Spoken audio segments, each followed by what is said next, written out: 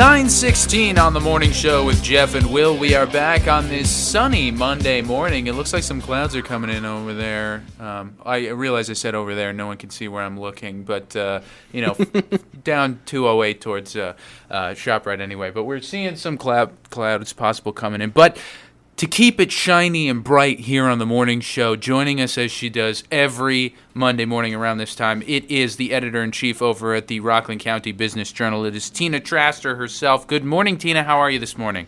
I am well. Good morning, Rockland County. So much to go over today. Sure. Let me just start with the reminder that my exhibit, American Beauty, starts at the Valley Cottage Library on July 2nd, runs throughout that month. And on July 13th, mark your calendars, it's a Saturday between 1 and 3. We're having a reception for the exhibit. Hope to see as many of you there as possible. Okay, moving on. So, as you know, we talk a lot.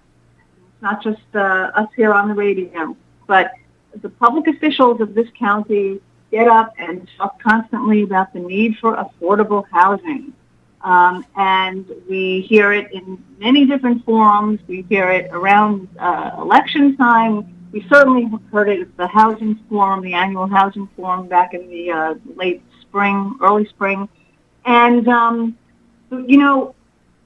whereas lots of public officials get up and sort of talk about the need for affordable housing, the only place where we were really seeing the possibility of this happening on a really big scale was the village of Haverstraw. And I'm using the past tense right now because there is a threat afoot to what had been 3 separate plans to bring affordable housing to the village of Haverstraw and to the county at large. Now, I'm going to talk today about a very significant project that could be imperiled. And the reason for that is because the supervisor of the town of Haverstraw, which has some jurisdiction over the village of Haverstraw when it comes to pilots, and those are those programs that are, taxes in lieu of tax breaks. The village the town of Haverstraw Supervisor Howard Phillips is weaponizing these pilot approvals, seemingly in order to keep affordable housing projects out of the village of Haverstraw. Now, let me go back and give you a little bit of background about the Chair Factory site, because that is a 9-acre shallow piece of land, prime piece of land on the waterfront along the river in the village of Haverstraw. And back in 2022, the village of Haverstraw Mayor Michael Kohut spoke with absolute giddy excitement at the prospect of a developer, sort of a team of developers, coming in to reshape that property, known as the former Chair Factory site. The developer, Impact Collective from Long Island, had envisioned a mixed-use project that would include a key part of the project, a signature part of the project, was a combination of market rate and affordable housing. 70% of it was going to be affordable housing out of 450 units, as well as retail, commercial, and a hotel. And this project was touted by Kohut and many others as the project that would, once and for all, really transform the village of Haverstraw. One, because they were using prime property, and 2, because unlike the Harbors project, which has market rate housing and which always feels separate and apart from the village of Haverstraw, this project was going to have a connectivity to the village itself, and the project is still on the table. Don't get me wrong here. But what's happening is that the village of Haverstraw Mayor Kohut and the trustees and affordable housing advocates and the developer may be running into the obstacle of the town of Haverstraw having to sign off on the the pilot, the payment in lieu of taxes. And that is sort of a weapon that can be used against the village if the housing, the affordable housing component of this is is seen as somehow unfavorable for some reason that we have yet to really understand. MPAC Collective is planning a $340 million project in Haverstraw, in the village of Haverstraw, and that is quite extraordinary. It would be quite extraordinary for the county, the village, the town of Haverstraw. I mean, this is one of the biggest projects really to be on the board here in this county for a very long time. Now, let's just talk a little bit about pilots for a moment. So, right now we know that the Rockland County Industrial Development Agency, called the IDA, has already authorized a raft of benefits for this $340 million project, including a $1.65 million exemption from mortgage tax reporting, an $18.5 million exemption from sales tax, and the approval to participate in a pilot program. So, as I said, the pilots have to be signed off by the village, who is supportive of this, the school district, who is supportive, the county, we're told, is supportive, but the outlier could be Howard Phillips and the town. Now, there are a lot of arguments around and a lot of also misunderstandings around pilots, but I'm going to give a little primer on this right now, and anybody is free to debate or send in to Rockland County Business Journal their thoughts on this. But pilots enable developers to present financial pictures to their lenders, with a level of certainty for the life of the loan, free of arbitrary tax hikes. Number two, they enable a town, a village, a school board to know with a level of certainty how much income in lieu of taxes they will receive each year for many, many years going forward. In this case, it's 40 years, which is a lifetime. Pilots, they provide an escalation clause where the amount of paid increases every 5 years. Every few years until the pilot expires. And when the pilot does expire, the property gets assessed at its then current value. This is key. They remove the developer's ability to file annual tax certiorari challenges. That is really key because right now, look at what is going on in Clarkstown. Major challenge to Palisades Center, the Simon Mall, even the HNA property down in Palisades, which is in the midst of changing hands. So pilots are, they're pretty significant tools, and also there's a safety valve because they provide for something called recapture. So if the developer does not comply with what they say they're going to do, then this can be rescinded. So, we're really watching this story very, very closely.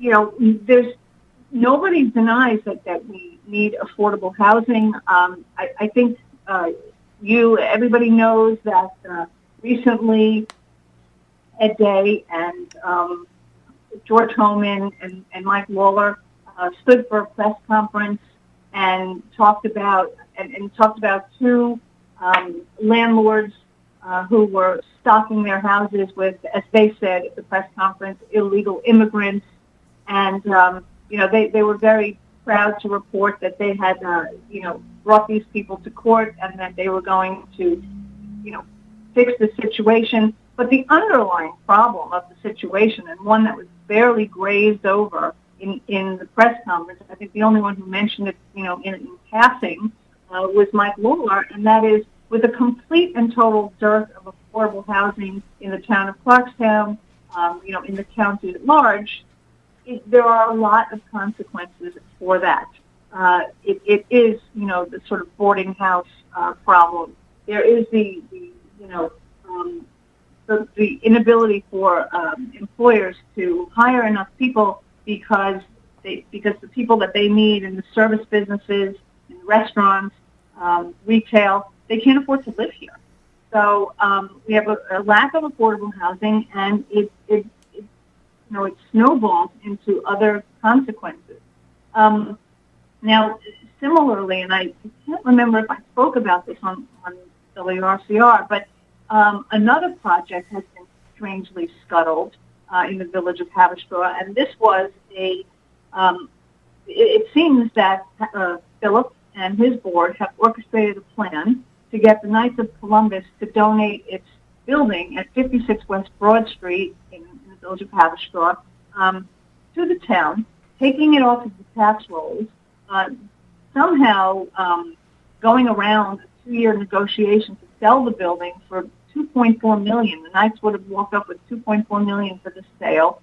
And the more important thing, more germane thing to this conversation is that the developer had promised to build 100 affordable units, as well as give space in perpetuity for the Knights and a parking deck and senior center. So it was a really excellent prospect for the village. It was going to speak to the affordable housing crisis. It had a parking deck for the village, and then suddenly, through some strange backfield machinations, the Knights have I don't know if the ink is dry yet, but they seem to have been blown off course, and they're just going to hand over this building to the town of Haverstraw. Again, so there's another 100 affordable units that will no longer be added to the roster. For the village of Haverstraw, it's hard to understand why there hasn't been, at least not publicly, any sort of pushback to salvage these plans and to fulfill the vision that the village has had for many, many years, to revitalize it, to create affordable housing, to try to solve the overcrowding that goes on because of the lack of affordable housing, and to tie the village into these new buildings, new opportunities. There's a third development as well, and I don't know if that's going to be toyed with. But overall, this is a very, I think, concerning situation, and I know that there are a lot of people who are watching this and who are in a position of power, who have something to say about this. Whether they step up and do it in public or whether they do it behind closed doors remains to be seen.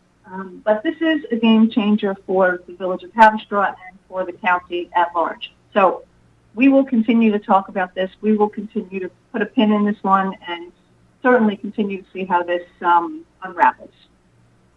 Indeed. There's a lot to sort of lob over at the Haverstraw and Clarkstown governments. You mentioned Clarkstown briefly there, but it will be interesting to see if, like you say, I mean, you're saying that this is the result of actions taken by the town over the village. Are you anticipating some kind of pushback? I mean, we have that confirmed that the town was involved in that decision over the Knights of Columbus, taking back? I mean, you said that the ink wasn't dry, but did they publicly come out and say that they're no longer interested in that project and creating that affordable housing there?